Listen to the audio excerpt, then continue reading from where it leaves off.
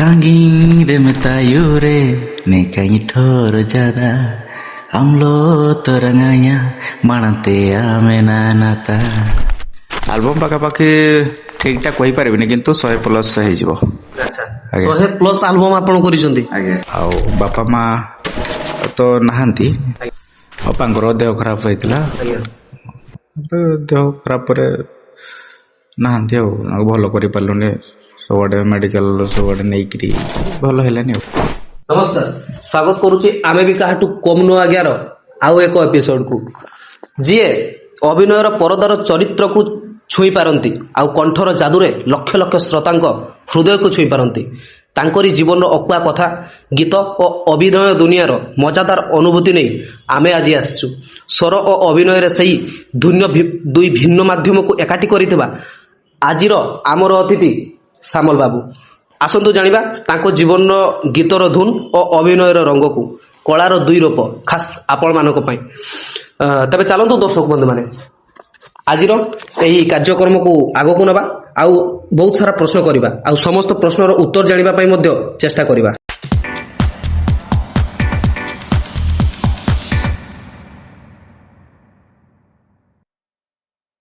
ପ୍ରଥମେ ଆମେ ବି କାହାଠୁ କମ୍ ନୁହଁ ଆଜ୍ଞାର ଏହି ଏପିସୋଡକୁ ଆପଣଙ୍କୁ ସ୍ୱାଗତ କରୁଛି। ଆଉ କେମିତି ଅଛନ୍ତି? ହଁ, ଭଲ ଅଛି। ଆଚ୍ଛା, ତେବେ ଆପଣଙ୍କର ଦର୍ଶକ ମାନଙ୍କର ଆଉ ଆମର ବହୁତ ସାରା କ୍ୱେଶ୍ଚନ ଅଛି, ସେଇ ସବୁ କ୍ୱେଶ୍ଚନ ମୁଁ ଆଶା କରୁଛି ଆପଣଙ୍କୁ ପଚାରିଲେ ଆପଣ ସଠିକ ଉତ୍ତର ଦେବା ପାଇଁ ଚେଷ୍ଟା କରିବେ। ତେବେ ଷ୍ଟାର୍ଟ କରିବା। ତେବେ ଆପଣଙ୍କର ପ୍ରଥମ କ୍ୱେଶ୍ଚନ ଅଛି, ଆପଣଙ୍କର ଦର୍ଶକ ମାନେ ପଚାରିଥିଲେ ସଙ୍ଗୀତ ପ୍ରତି ଆଗ୍ରହ କେବେ ଆସିଲା ଆଉ କୋଉଠି ଆରମ୍ଭ କରୁଥିଲେ? ସଙ୍ଗୀତ ପ୍ରତି ଆଗ୍ରହ ତ ଆଗ୍ରହ ହିଁ ଇଚ୍ଛା ଥିଲା, ତ ବହୁତ ଲେଟ୍ ଟାଇମ୍, ଏଇ ଅଳ୍ପ ଦିନ ହେଲା ମୁଁ ଗୀତ ଗାଉଛି। ପାଖାପାଖି ହବ 3.5 ମାସ 4 ମାସ ପାଖାପାଖି ହବ ମୁଁ ଗୀତ ଗାଉଛି, ମାନେ ଗୋଟେ ସିଙ୍ଗର ହିସାବରେ ମତେ ଲୋକ ଜାଣିଲେ। ଆଚ୍ଛା, ଆଉ ଅଭିନୟ କେବେଠୁ ଆରମ୍ଭ କରିଥିଲେ? ଅଭିନୟ ପାଖାପାଖି 2017ରୁ। 2017ରୁ ଆଜ୍ଞା। ଆପଣ ପ୍ରଥମେ ଅଭିନୟ କରିଥିଲେ, ତାପରେ ଗୀତ ଗାଇଲେ? ଆଜ୍ଞା ଆଜ୍ଞା। ଆଚ୍ଛା, ତେବେ ଆମର ସେକେଣ୍ଡ ନମ୍ବର କ୍ୱେଶ୍ଚନ ଅଛି, ଆପଣଙ୍କର ସବୁଠାରୁ ଭଲ ଲାଗୁଥିବା ଗୀତ କୋଉଟା ଥିଲା? ଆପଣ 3-4 ମାସ ହେଲାଣି ଗୀତ ଗାଉଛନ୍ତି, ଆପଣଙ୍କର ଗୀତ ଆମେ ମଧ୍ୟ ଶୁଣିଥିଲୁ, ବହୁତ ଭଲ ଲାଗିଲା। ତେବେ ଆପଣଙ୍କର ସବୁଠାରୁ ଭଲ ଲାଗୁଥିବା ଗୀତ ଆପଣଙ୍କୁ କୋଉଟା ଥିଲା? ଗୀତ ତ ମୋଟାମୋଟି ସବୁ ହିଁ ଭଲ ଲାଗୁଛି, ତ ସେଇ ଭିତରୁ ଭଲ ପପୁଲାର ହେଇଛି ଗୋଟେ ସଙ୍ଗଟା ହଉଛି Sanging remetayure nekai thor jada amlo torangaya manate amena nata। ଆଚ୍ଛା, ତେବେ ବହୁତ ବଢିଆ ଭାବରେ ଆପଣ ଆନ୍ସର ଦେଲେ, ଗୀତ ଗାଇକି ବୁଝେଇ ଦେଲେ। ତେବେ ଆପଣଙ୍କର କୌଣସି ଗୀତ ପଛରେ କିଛି ବିଶେଷ କାହାଣୀ ଅଛି କି, ଯାହା ଆପଣ ଆପଣଙ୍କ ଦର୍ଶକ ମାନଙ୍କୁ ସହିତ ସେୟାର କରିବାକୁ ଚାହୁଁଛନ୍ତି? ଆପଣଙ୍କର ଗୀତ ବିଷୟରେ କିଛି, ଯଦି ଆପଣ ଯୋଉ ଗୀତ ଗାଇଛନ୍ତି ତାର କିଛି ବିଶେଷ କାହାଣୀ ଅଛି କି, ଆପଣ କିଛି ବି ଗୋଟେ ଗୀତର ଯୋଉ ଲିରିକ୍ସ ଭିତରେ ଯୋଉ କିଛି କାହାଣୀ? ନା, ସେମିତି କିଛି କାହାଣୀ ତ କିଛି ନାହିଁ। ମୁଁ ତ ମୋ ନିଜ ଲିରିକ୍ସରେ କେବେ ଗାଇନି। ଆମର ସାର୍ ମାନେ ସବୁ ଅଛନ୍ତି, ଦିଦି ମାନେ ଅଛନ୍ତି, ତାଙ୍କ ଲିରିକ୍ସରେ ହିଁ ଗାଇଛି। ଯାହା ଡିରେକ୍ସନ ଦେଇଛନ୍ତି, ଲିରିକ୍ସ ଦେଇଛନ୍ତି, ସେ ଉପରେ ହିଁ ମୁଁ ଭଏସ ଦେଇଛି। ଆଜ୍ଞା, ତେବେ ଆପଣ ଗୀତ ଗାଉଛନ୍ତି, ଆକ୍ଟିଂ ମଧ୍ୟ କରୁଛନ୍ତି, ତେବେ ଏତେ ସବୁ କେମିତି କରିପାରୁଛନ୍ତି? ଗୋଟେ ମଣିଷ, ଭଗବାନ ସମସ୍ତ ମଣିଷଙ୍କୁ କିଛି ନା କିଛି ଦେଇଥାନ୍ତି, ଯେମିତିକି କାହାକୁ ଚିତ୍ର ଅଙ୍କନ କରିବା ପାଇଁ ବହୁତ ଭଲ ଭାବରେ କଳା ଦେଇଥାନ୍ତି, କି କାହାକୁ ଗୀତ ଗାଇବା ପାଇଁ, କି କାହାକୁ ଆକ୍ଟିଂ କରିବା ପାଇଁ। ତେବେ ଆପଣ ଆକ୍ଟିଂ ଆଉ ଗୀତ ଏକା ସାଙ୍ଗରେ କରୁଛନ୍ତି, ଆପଣ କେମିତି କଣ କରିପାରୁଛନ୍ତି ଏସବୁ? ହଁ, ଆମ ଇଣ୍ଡଷ୍ଟ୍ରିଟା ବି ଏତେ ବଡ ନୁହଁ, ଆମେ ବି ଏତେ ବିଜି ରହୁନେ, ତ ଗେଷ୍ଟ ମିଳିଯାଉଛି। ଆମେ ସେଇ ଭିତରେ କେତେବେଳେ ସୁଟିଂ ପାଇଁ ଡେଟ୍ ଫିକ୍ସ କରୁଛୁ, କେତେବେଳେ ସଙ୍ଗ ପାଇଁ ଡେଟ୍ ଫିକ୍ସ କରୁଛୁ, କେତେବେଳେ ପ୍ରୋଗ୍ରାମ ପାଇଁ ଡେଟ୍ ଫିକ୍ସ କରୁଛୁ, ତ ଦେଖି ଜାଣିକି ସବୁ କରାହଉଛି ଆଉ। ଆଚ୍ଛା, ତେବେ ଆପଣ କେତୋଟି ଆଲବମ୍ କରିଛନ୍ତି? ଆଲବମ୍ ପାଖାପାଖି ଠିକ ଟା କହିପାରିବିନି କିନ୍ତୁ 100+ ହେଇଯିବ। ଆଚ୍ଛା, 100+ ଆଲବମ୍ ଆପଣ କରିଛନ୍ତି? ଆଜ୍ଞା। ସବୁଗୁଡା ସାନ୍ତାଳୀ ଆଲବମ୍? ନା, ଇଏ ମୁଣ୍ଡା ଆଉ ମୁଣ୍ଡାରେ ଆଦିବାସୀର, ମୁଣ୍ଡାରେ ସାନ୍ତାଳୀ ଆଜ୍ଞା ଆଉ ଝୁମର ବି କରିଛି ଆଉ ନାଗପୁରୀ ବି କରିଛି। ଆଉ ଗୀତ ତାମାନେ କୋଉ ଲାଙ୍ଗୁଏଜ ର ଖାଲି ଖାଲି ମୁଣ୍ଡାରୀରେ ଗାଇଛି। କେବଳ ମୁଣ୍ଡାରୀର? ହଁ। ଆଚ୍ଛା, ତେବେ କିଛି ସଫଳତା ପାଇ ସାରିଲା ପରେ ଆପଣଙ୍କ ଜୀବନରେ କଣ ପରିବର୍ତ୍ତନ ଆସିଛି? ଆପଣ ଆଗରୁ କଣ କରୁଥିଲେ ଆଉ ଆପଣଙ୍କୁ କିଛି ସଫଳତା ପାଇ ସାରିଲା ପରେ ଆପଣଙ୍କ ଜୀବନରେ କୋଉ ପ୍ରକାର ପରିବର୍ତ୍ତନ ଆସିଛି? ପରିବର୍ତ୍ତନ ତ ସେମିତି କିଛି ନାହିଁ। ଆମ ଇଣ୍ଡଷ୍ଟ୍ରିରେ ତ ବେଶୀ ବଡ ବି ନୁହଁ। ଆଗରୁ ଆଜ୍ଞା। ପାଠ ପଢୁଥିଲି, ଆଜ୍ଞା ତାପରେ ପାଠ ପଢିଲା ପରେ ଯୋଉ ଏଇ ଲାଇନ କୁ ଆସିଲି। ଆଜ୍ଞା, କେତେ ଯାଏଁ ପାଠ ପଢିଛନ୍ତି? ହଁ, +3 କଣ୍ଟିନ୍ୟୁ ଥିଲା, କମ୍ପ୍ଲିଟ ହେଇନି। ସେ ଭିତରେ ଏଇ ଲାଇନରେ ବେଶୀ ବିଜି ରହିଗଲି, ଯାହାଫଳରେ କମ୍ପ୍ଲିଟ କରିପାରି ନାହିଁ। ଆଉ ତ ଏଇ ଲାଇନ ଟା ଏବେ ଚାଲିଛି। ଆଜ୍ଞା ଆଉ ସଫଳତା ହଉଛି ଲୋକମାନଙ୍କର ଭଲ ପାଇବା, ପରିଚୟ ଗୋଟେ ହେଲା, ସେଇଟା ହିଁ ଆଜ୍ଞା। ସଫଳତା। ଆଉ ପଇସା ପତ୍ର ତ ସେମିତି ଆସୁଛି ଯାଉଛି କିଛି, ତାପରେ କିଛି ପଇସାରେ କିଛି କରିଛି ଆଉ। ଆଜ୍ଞା ହଁ। ଆଜ୍ଞା, ତେବେ ଆପଣଙ୍କ ପର୍ସନାଲ ବିଷୟରେ ଆପଣ ବହୁତ କିଛି କହିଲେ। ଆପଣଙ୍କର ଆପଣ ଯୋଉ ପ୍ରଫେସନରେ ଅଛନ୍ତି ସେଇ ସବୁକୁ ନେଇକି ବହୁତ କିଛି କହିଲେ। ତେବେ ଭାଇ ଆପଣଙ୍କ ଫ୍ୟାମିଲି ବିଷୟରେ କିଛି କୁହନ୍ତୁ। ଆପଣଙ୍କର ଘର କୋଉଠି, ଆପଣଙ୍କ ପୁରା ନାଁ କହିବେ, ଆଉ ଆପଣଙ୍କର ବାପା ମା ଫ୍ୟାମିଲି ବିଷୟରେ କୁହନ୍ତୁ। ମୋ ନାଁ ହଉଛି ସମଲ ସିଂ, ଘର କୁଣ୍ଡଳବଣି, ଆଉ ରଙ୍ଗମାଟିଆ ଜିପି। ଆଜ୍ଞା ଘରେ ଅଛନ୍ତି ଭାଇ ଭାଉଜ ଅଛନ୍ତି, ୱାଇଫ ଅଛନ୍ତି, ଆଜ୍ଞା ଆଉ ବାପା ମା ତ ନାହାନ୍ତି। ହଁ, ଆପଣ କହିଲେ ଆପଣଙ୍କର ବାପା ମା ନାହାନ୍ତି, କେମିତି କଣ ହେଇଥିଲା? ବାପାଙ୍କର ଦେହ ଖରାପ ହେଇଥିଲା। ଆଜ୍ଞା ତାପରେ ଦେହ ଖରାପ ପରେ ନାହାନ୍ତି ଆଉ ଭଲ କରିପାରିଲୁନି। ସବୁଆଡେ ମେଡିକାଲ ସବୁଆଡେ ନେଇକିରି ଭଲ ହେଲେନି ଆଉ। ଆଉ ମାଙ୍କର? ମାଙ୍କର ବି ସେଇ ଟାଇପ ର କିଛି କଥା ଅଛି, ଆଜ୍ଞା ଆଉ ସେଟା ସେୟାର କରିବା ପାଇଁ ଚାହୁଁନି, ଆଜ୍ଞା କିନ୍ତୁ ପାଖରେ ଏବେ ନାହାନ୍ତି ଆଉ। ଆଜ୍ଞା ଆଜ୍ଞା। ଆଚ୍ଛା, ତେବେ ଆପଣ ଏତେ ସାରା ଆପଣଙ୍କ ଜୀବନରେ ଘଟିଯାଇଛି, ଆପଣ ଏତେ ଷ୍ଟ୍ରଗଲ କରିକି ଆସିଛନ୍ତି, ତେବେ ଭାଇ ଆପଣଙ୍କର ଜୀବନରେ ସେମିତି କଣ ପରିବର୍ତ୍ତନ ଆସିଛି? ପରିବର୍ତ୍ତନ ସେମିତି କିଛି, ଗୋଟେ ପରିଚୟ ଗୋଟେ ପାଇଲେ, ସମସ୍ତେ ଜାଣିଲେ। ସେଇ ଭିତରେ କିଏ ମତେ ଭଲ ପାଇବା ଦେଲେ, ତ କିଏ ହିଂସା ଭାବନା ଦେଲେ, ଆଜ୍ଞା ଆଜ୍ଞା କିଏ କଣ ଇତ୍ୟାଦି ସବୁ ଆଉ। କିଏ କେମିତିକା, କାହାର କଣ ଦରକାର, ସେଇ ଟାଇପ ର ସବୁ ଦେଲେ। ଆପଣ ଯେତେବେଳେ ପ୍ରଥମେ ଆରମ୍ଭ କରିଥିଲେ, ଯେତେବେଳେ ଆମେ ଯେମିତିକି ଆମେ ପ୍ରଥମେ ଯେତେବେଳେ ଆରମ୍ଭ କରିଥିଲୁ ଏଇ ଚ୍ୟାନେଲ ହିଁ, ଆମେ ବି କାହାଠୁ କମ ନୁହଁ ଆଜ୍ଞାର, ଯେତେବେଳେ ପ୍ରଥମ ଏପିସୋଡ ଆସିଥିଲା ଆମ ଉପରେ ବି ବହୁତ ଲୋକମାନେ ହସିଥିଲେ। ଏମିତି କଣ ଭିଡିଓ କରୁଛନ୍ତି, ଏମିତି ଏଇ ଭିଡିଓ କରିକି କଣ ହବ, କଣ ଲାଭ ହବ, ଏମିତି କଣ କଲେ କଣ ହବ, ଫ୍ୟୁଚର କଣ ଏସବୁରେ। ତେବେ ଭାଇ ଆପଣ ବି ବହୁତ କିଛି ସେମିତି ଶୁଣିଥିବେ, ତେବେ ଆପଣ ସେମିତି କଥା କେତେ ଫେସ୍ କରିଛନ୍ତି? ସେମିତି କଥା ତ ମେନ୍ ହେଲା ଆମର ଆଦିବାସୀ ଜାତି, ଆମେ ତ ସବୁ, ଆମର ତ ବେଶୀ ଘୃଣା, ହିଂସା ଏଇ ଜିନିଷଟା ବେଶୀ ଆଉ। ଆଜ୍ଞା ହଁ, ଭଲ, ତାମାନେ ଭଲ ପାଇବା ବି ମିଳିଛି ବହୁତ ସାରା, ଆଉ ଘୃଣା ବି, ବିରୋଧ ବି, ହିଂସା ବି ବହୁତ ସାରା। ମୋର ଖରାପ ବି ବହୁତ ଲୋକ ଚିନ୍ତା କରିଛନ୍ତି। ଆଚ୍ଛା ଏଇ ଟାଇପ ର ବହୁତ କିଛି ସାମ୍ନା ଫେସ୍ କରିଛି ଆଉ। ଆଚ୍ଛା, ଆପଣ ମ୍ୟାରେଜ କରିଛନ୍ତି କି ନାଇଁ? ହଁ, ମ୍ୟାରେଜ କରିଛି। କେତେ ବର୍ଷ ଆଗରୁ? ହେଲାଣି 2016ରେ ମ୍ୟାରେଜ କରିଛି। ଆଚ୍ଛା, ଆଉ ପିଲାପିଲି ଆପଣଙ୍କର? ପିଲାପିଲି ନାହାନ୍ତି, ଖାଲି ଆମେ 2 ଜଣ ଅଛୁ। ଆଉ ମାନେ ଏମିତି ବୟସ ହେଇନଥିଲା, ସେଇ ଟାଇମରେ ଆମର ମ୍ୟାରେଜ ହେଇଯାଇଛି, ଲଭ ମ୍ୟାରେଜ ହେଇଯାଇଛି ତ ଆଚ୍ଛା, ସେମିତି କିଛି ସେଥିପାଇଁ ପ୍ଲାନ୍ ଟିକେ ନାହିଁ? ପ୍ଲାନିଂ ଟିକେ ଲେଟ୍ ଅଛି। ଆଚ୍ଛା, ହଉ, ଠିକ ଅଛି ଭାଇ। ତେବେ ଆଉ କିଛି କ୍ୱେଶ୍ଚନ କରିକି ଆମେ ଆମ ସହକୁ ଆପଣ ବିଦାୟ ଦେବେ। ଆଉ ଅଳ୍ପ କିଛି କ୍ୱେଶ୍ଚନ ଅଛି। ତେବେ ଆପଣଙ୍କର ଆଗାମୀ ପ୍ରୋଜେକ୍ଟ କିମ୍ବା ଆପଣଙ୍କ ଆଲବମ ବିଷୟରେ କିଛି କୁହନ୍ତୁ। ଆପଣ ଆଗାମୀ ଯାହା ଆସିବାକୁ ଯାଉଛି। ସେମିତି ତ 3-4ଟା ଚ୍ୟାନେଲର ସବୁ ଗୀତ, 4-5ଟା ଗୀତ ଆସିବାର ଅଛି। ଆଜ୍ଞା ଡିସେମ୍ବରରେ ଆସିବ, ଜାନୁଆରୀ ମକର ପାଇଁ କିଛି ଅଛି। ଆଜ୍ଞା ଡିସେମ୍ବରରେ 3ଟା ପାଖାପାଖି ଆସିବ। ସଙ୍ଗ ଗୋଟେ ଆସିବ, ସ୍ୟାଡ୍ ସଙ୍ଗ, ଫାର୍ଷ୍ଟ ଟାଇମ ସେଟା ଆମର ହବ।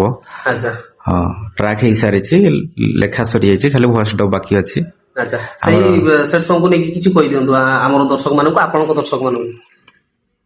ଚେଷ୍ଟା କରିବି ଦର୍ଶକ ମାନଙ୍କର ମନକୁ ଶୋଇବା ପାଇଁ। ଆଜ୍ଞା ତ ଫାଷ୍ଟ ଟାଇମ ଯେତେବେଳେ ଗୀତ ଗାଇବି ଚେଷ୍ଟା କରିବି 100% ଦବା ପାଇଁ। ସେଇ ଭିତରେ ଯଦି କଣ କମି ରହିଯିବ ଆଜ୍ଞା କି କମେଣ୍ଟ ମାଧ୍ୟମରେ ନିହାତି ଜଣେଇବେ ବୋଲି ଆଶା କରିବି। ଆଜ୍ଞା।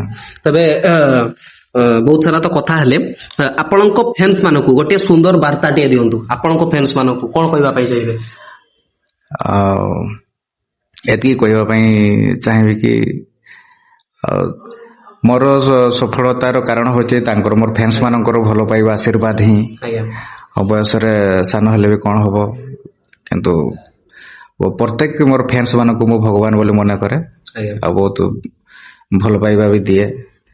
ଆଉ ଆଶା କରିବି ସେମିତି ହିଁ ମୋ ଉପରେ ଆଶୀର୍ବାଦ ଭଲ ପାଇବା ଥାଉ। ଆଉ ଦେଖାଯାଉ ଆଗକୁ କେତେ ଆଗକୁ ପୁଣି ଯାଇପାରୁଛି। ଆଚ୍ଛା। ତ ଭାଇ ଆଗକୁ ଆଉ ଆପଣଙ୍କ ସ୍ୱପ୍ନ କଣ? ଆଗକୁ ସ୍ୱପ୍ନ ତ ଆଉ ବୟସଟା ତ ଏବେ ଇଏ ହେଇ ଆସିଲାଣି, ଆଉ ବେଶୀ ଦିନ ବି ଏଇ ଲାଇନ୍ ଆଉ ରହିବା ପାଇଁ ଇଚ୍ଛା ହଉନି। ଲାଇନ୍ ଚେଞ୍ଜ କରିବା ପାଇଁ ଇଚ୍ଛା ହଉଛି। ବିଜନେସ୍ କରିବାର କିଛି ପ୍ଲାନିଂ ଅଛି। ଆଉ ଫିଲ୍ମ ଗୋଟେ କରିବାର ଅଛି। ତ ଫିଲ୍ମଟା ଗୋଟେ ଭଲ ଫିଲ୍ମ ଗୋଟେ କରିକି, ମୁଣ୍ଡାରୀ ଫିଲ୍ମ ନା Santali film? Mundari film. Mundari film. ହଁ। ଆଜ୍ଞା। ଆଚ୍ଛା, ମୁଣ୍ଡାରୀ ଫିଲ୍ମ କଲେ ଆପଣ କାହାକୁ ପ୍ରଥମେ ହିରୋ ଭାବରେ ନେବେ? ମୁଣ୍ଡାରୀର ଯିଏ କଣ କହିବି ଆଗ ଧାଡିର ଅଭିନେତା। ଅଭିନେତା ତ ଆମେ ମାନେ ବି ଅଛୁ। ଆମେ ହୁଏତ ନେଗେଟିଭ କି ହିରୋ ଯାହା କ୍ୟାରେକ୍ଟର ଡିରେକ୍ଟର ଯାହା କହିବେ ସେ ଅନୁସାରେ ଆମେ କରିବୁ। ତାପରେ ବାକି ସବୁ ଅଛନ୍ତି ଆମର କୋ ଆର୍ଟିଷ୍ଟ ଗୁଡା ସବୁ ଅଛନ୍ତି, ମିଶିକି ସବୁ କରିବୁ। ଆଚ୍ଛା। ତେବେ ମୋର ଦର୍ଶକ ମାନଙ୍କୁ ମୁଁ କିଛି ଦିନ ଆଗରୁ ଗୋଟେ କ୍ୱେଶ୍ଚନ କରିଥିଲି ଯେ ଆମ ଶୋରେ ଆମେ ର୍ୟାପିଡ ଫାୟାର ରାଉଣ୍ଡ ଗୋଟେ ଖେଳ ରଖିବା କି ନାହିଁ। ସମସ୍ତେ ଦର୍ଶକ ମାନେ ବହୁତ ସାରା କହିଥିଲେ ଭାଇ ରଖନ୍ତୁ ବୋଲି, ଆଉ ସମସ୍ତେ ଭୋଟ ଦେଇଥିଲେ ରଖନ୍ତୁ ବୋଲି। ତେବେ ଆପଣଙ୍କ ସହିତ ଏଇ ଏପିସୋଡରୁ ମୁଁ ଆମର ଆମେ ବି କାହାଠୁ କମ୍ ନୁହଁ ଆଜ୍ଞାର ଏଇ ଏପିସୋଡରୁ ଗୋଟେ ର୍ୟାପିଡ ଫାୟାର ରାଉଣ୍ଡ ଆପଣଙ୍କ ସହିତ ଖେଳିବା ପାଇଁ ଚାହୁଁଛି। ଆପଣ ପ୍ରସ୍ତୁତ ଅଛନ୍ତି କି ନାହିଁ? ହଁ, ନିହାତି। ଆଚ୍ଛା। ତେବେ ଆମର କ୍ୱେଶ୍ଚନ ଗୁଡା କିଛି ଅଛି। ଆପଣଙ୍କୁ ଯାହା ପଚାରିବି ଆପଣ ଗୋଟେ ହିଁ କଣ କହିବି, ଗୋଟେ ହିଁ ୱାର୍ଡରେ ଆନ୍ସର ଦେବେ। ଗୋଟେ ହିଁ କହିବେ। ଆମ ମୟୂରଭଞ୍ଜର ବ୍ଲଗର ହିସାବରେ ଆପଣଙ୍କୁ କୋଉ ଯୋଡିକୁ ବେଶୀ ଭଲ ଲାଗେ? ଜମାରୁ ଡିପ୍ଲୋମାଟିକ କି କମ୍ପ୍ଲିକେଟେଡ ହେବେନି। ଜଡି ଆଜ୍ଞା। କପଲ୍ସ କପଲ୍ସ ର ତ ବ୍ଲଗର। ବ୍ଲଗର ମୁଁ ତ ଏତେ ସେଗୁଡାକ ନୋଟିସ କରିନାହିଁ। ଆଚ୍ଛା, ଠିକ ଅଛି। ସେକେଣ୍ଡ କ୍ୱେଶ୍ଚନ, ଦି ଜଣଙ୍କ ନାଁ ନେବି। ଆପଣ ପ୍ରଥମଟା ଆପଣ ଠକିଦେଲେ ମତେ, କହିଲେନି ତ। ଦି ଜଣଙ୍କ ନାଁ ନେବି, ଜଣକୁ ବାଛିବେ। ଲବ ହାଁସଦା ନା ସାଧୁ ମାରାଣ୍ଡି? ଲବ ହାଁସଦା। ଲବ ହାଁସଦା। ଲଭ ମ୍ୟାରେଜ ନା arrange marriage? Love marriage. Love marriage. Sitakund ନା ବରେଇ ପାଣି? ସୀତାକୁଣ୍ଡ। ସୀତାକୁଣ୍ଡ। ଓଡିଆ ହିରୋ କିଏ ପସନ୍ଦ, ଅନୁଭବ ନା ବାବୁସାନ? ଦୁଇ ଜଣ ଯାକ, ବାବୁସାନ ଆଉ ନାଇଁ ଗୋଟେ କହିବେ। ଦୁଇ ଜଣ ତାରକୁ ପସନ୍ଦ। ଗୋଟେ କହିବେ। ଦି ଜଣଙ୍କ ଭିତରୁ ଜଣେ। ବାବୁସାନ। ବାବୁସାନ। ସୁଦାମ ମାରାଣ୍ଡି ନା ମାଧବ ହାଁସଦା? ସୁଦାମ ମାରାଣ୍ଡି। ସୁଦାମ ମାରାଣ୍ଡି। ପଖାଳ ନା ରୁଟି? ପଖାଳ। ପଖାଳ। ହ୍ୟୁମାନ ସାଗର ନା କୁମାର ବାପି? ଆପଣ ଜଣେ ଗାୟକ, ତ ଆପଣଙ୍କୁ ମୁଁ ଆପଣ ବି ଓଡିଆ ସିଙ୍ଗର ମାନଙ୍କୁ ଜାଣିଥିବେ, ଆପଣ ଦେଖିଥିବେ, ତାଙ୍କର ଗୀତ ଶୁଣିଥିବେ। ଏତେ ପପୁଲାର ସେମାନେ ସିଙ୍ଗର। ଆମ ତ ହ୍ୟୁମାନ ସାଗର ଯିଏକି ଆମ ଗହଣରେ ଆଜି ନାହାନ୍ତି। ତେବେ ମୋର ପ୍ରଶ୍ନ ହଉଛି, ହ୍ୟୁମାନ ସାଗର ନା କୁମାର ବାପି, ଦି ଜଣଙ୍କ ମଧ୍ୟରୁ କାହାକୁ ଭଲ ଲାଗେ? ଭଲ ତ ଦି ଜଣ ଯାକ ଭଲ ଲାଗେ। ଆଜ୍ଞା। ସେଇ ଦି ଜଣଙ୍କ ଭିତରୁ କାହାକୁ ବେଶୀ ଭଲ ଲାଗେ? ହ୍ୟୁମାନ ସାଗର। ହ୍ୟୁମାନ ସାଗର। ହାସ୍ୟ ଅଭିନେତା ଭିତରୁ ଆମର ଯୋଉ କମେଡିଆନ ମଧ୍ୟରୁ ପପୁ ପମ୍ପମ୍ ନା ପ୍ରଜ୍ଞା?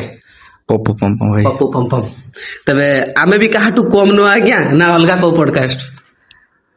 ଆମେ ବି କାହାଠୁ କମ୍ ନୁହଁ ଆଜ୍ଞା। ଆମେ ବି କାହାଠୁ କମ୍ ନୁହଁ ଆଜ୍ଞା। ତେବେ ଭାଇଙ୍କ ସହିତ କଥା ହେଇ ବହୁତ ସାରା ଖୁସି ଲାଗିଲା। ତେବେ ଆମ ସହିତ କଥା ହେଇ ଆପଣଙ୍କୁ କେମିତି ଲାଗିଲା କୁହନ୍ତୁ? ବହୁତ ଭଲ ଲାଗିଲା। ଆମ ଟିମ୍ ପାଇଁ, ଆମ ଏଇ ଶୋ ପାଇଁ, ଆପଣଙ୍କର ଦର୍ଶକ ମାନଙ୍କୁ, ଆମର ଦର୍ଶକ ମାନଙ୍କୁ କିଛି କହିଦିଅନ୍ତୁ ଆମ ବିଷୟରେ।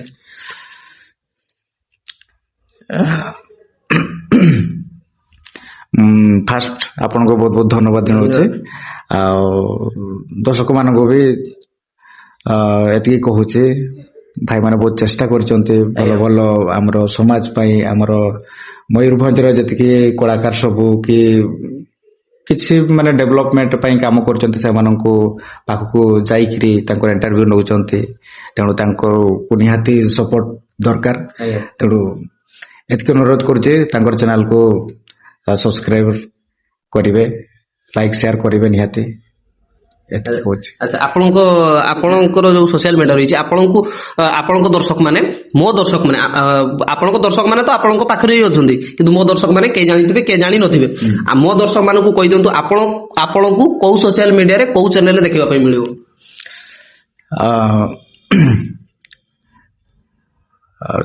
ଭୁଲିଗଲି ଆପଣଙ୍କ ଇଏଟା। ନା, ମୁଁ ଆପଣଙ୍କର ଚ୍ୟାନେଲ କଥା କହୁଛି। ଆପଣଙ୍କର ପର୍ସନାଲ ଚ୍ୟାନେଲ ଅଛି ନା ଆପଣ ଅଲଗା ଚ୍ୟାନେଲ ହିଁ କାମ କରୁଛନ୍ତି?